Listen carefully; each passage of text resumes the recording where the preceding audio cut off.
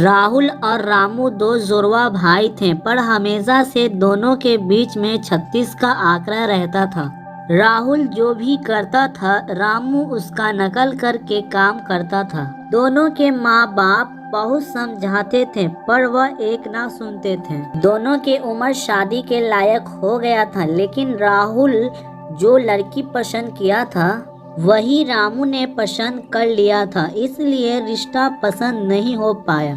नकलचे कहीं का, अरे कपड़े जूते तक तो ठीक था, पर तू लड़की भी वही पसंद कर रहा है जिससे मेरी शादी होगी। मेरा जो मन होगा वह करूँगा, तुझे क्या। दोनों भाई एक दूसरे को फूटी कौड़ी आंख नहीं भाते थे। एक दिन दोनों भाई बाजार से वापस आ रहे थे, लेकिन एक हादसे में दोनों का मृत्यु हो जाता है। दोनों भूत बन जाते हैं। ये क्या, मैं तो भूत बन गया। रामू तू भी भूत बन गया। अब तू इसमें भी नकल कर रहा है। मरने के बाद भी तुझे चैन नहीं है ना। तू पागल है क्या? जब साथ में मरे हैं तो साथ में भूत बनेंगे ना। मैं क्या चुड़ैल बनूंगा? अब मैं क्या करूं? एक काम करता हूं, जो पेड़ सामने नजर आ रहा है ना, कुछ दिन के लिए अपना घर बना लेता हूं। रामू उसे देखकर नकल करने लगता है और वह भी सामने वाले पेड़ में घर बना लेता है। देखो तो इस नकलचे को, खुद के पास तो दिमाग नहीं है और मैं जो भी करता हूँ उसका नकल करने लगता है। रामू उसकी बात को एकदम अनदेखा कर देता है और कोई गाना गुनगुनाने लगता है। गुमनाम है कोई, बदनाम है कोई, किसको पता कौन है वो, अनजान है कोई। देख लूंगा मैं तुझे। एक रात की बात है, वहाँ से एक आदमी गुजर रहा था और राहुल भूत को उस पे नजर पड़ता है। शिकार खुद चलकर मेरे पास आ रहा है। बढ़िया है, आज मैं इससे ही खाऊंगा। तू नहीं, मैं खाऊंगा। तू कैसे खाएगा? पहले मैंने इसे देखा है तो मैं ही खाऊंगा। दोनों भूत आपस में लड़ने लगते हैं और दूर से आता आदमी यह सब देखकर भाग जाता है। देख, तेरी वजह से मेरा शिकार भाग गया। मैंने कुछ नहीं किया, बल्कि तेरी वजह से मेरा नुकसान हो गया। वह आदमी वापस जाता है और गांव वालों को ये बात बताता है। क्या बात कर रहे हो भैया? गांव में एक नहीं बल्कि दो भूत मंडरा रहे हैं। अरे ऐसे कैसे काम चलेगा? उससे तो हम लोगों को बहुत खतरा है भैया। अभी कुछ दिन तक कोई भी उस तरफ मत जाना, वरना अपनी जान से हाथ गवा दोगे। उसके बाद लोगों ने भूत के पेड़ के तरफ आना बंद कर दिया। अगर गलती से इक्का दुक्का आदमी आ भी जाता था तो दोनों आपस में लड़कर उसे भगा देते थे। मुझे लगता है ऐसे काम नहीं चलेगा। यहाँ बैठे रहे तो कोई भी शिकार नहीं मिलेगा। मुझे गांव के अंदर जाना चाहिए, शिकार ढूंढना चाहिए, लेकिन एकदम चुपचाप, नहीं तो नकलचा नहीं जान जाए, नहीं तो ये पीछे पीछे आ जाएगा और सारा खेल बिगाड़ देगा। एक दिन मौका पाकर भूत चुपचाप गांव के तरफ जाता है और सबसे पहले उसे एक औरत दिखाई देती है। अरे वाह, कितनी मोटी औरत है, जल्दी से इसे खा जाता हूँ। आसपास कोई भी नहीं है। राहुल भूत उस औरत को मारकर खा जाता है।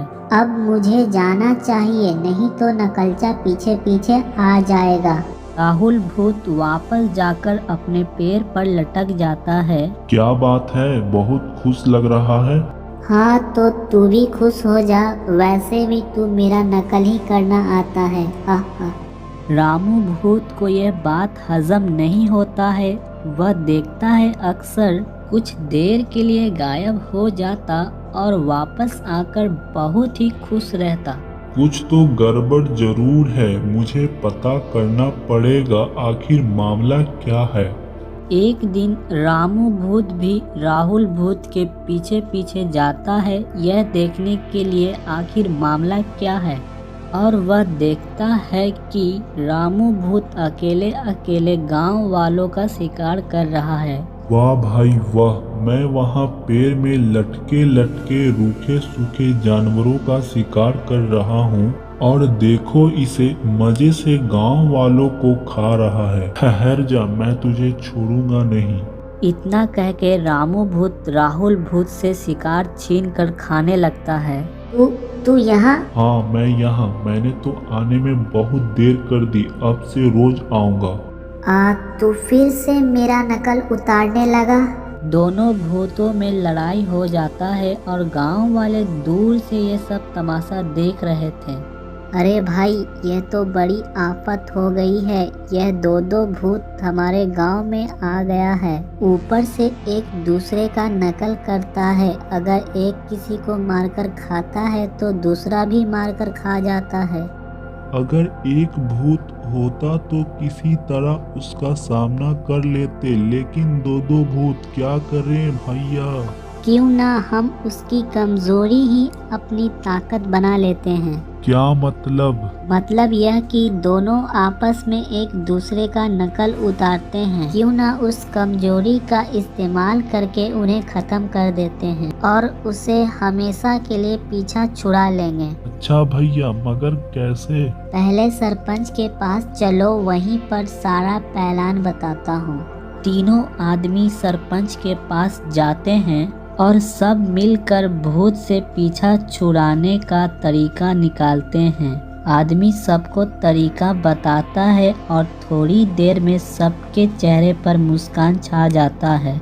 उसके बाद सभी गांव वाले अपने अपने काम पर लग जाते हैं और रात होने का इंतजार करने लगते हैं।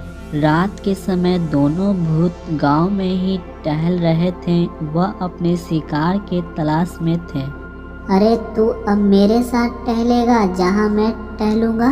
चल चल, मेरा जहाँ मन करेगा वहाँ मैं जाऊँगा। राहुल गुस्से से रामू की तरफ देखता है, मगर राहुल को एक अच्छा सा खुशबू आता है।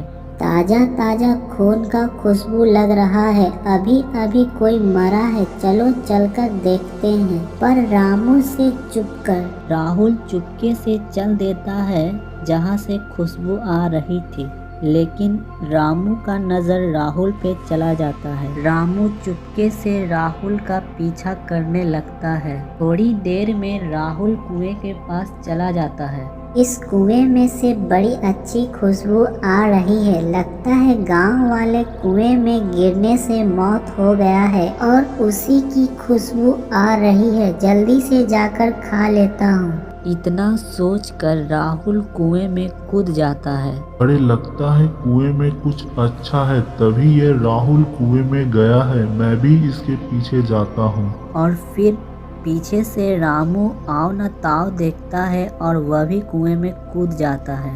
अरे यहाँ पर तो कुछ भी नहीं है। बेवकूफ भूत, तू भी मेरे कूदने से तू भी कूद गया। तो तू यहाँ पर क्यों कूदा भाई? मुझे लगा कि यहाँ पर कुछ अच्छा जरूर है, लेकिन गांव वालों का यह चाल था। भूत पूरी कोशिश करते हैं मगर निकल नहीं पाते हैं। इतने में गांव वाले उस कुएं में आग लगा देते हैं। दोनों भूत कुएं में ही जलकर मर जाता है।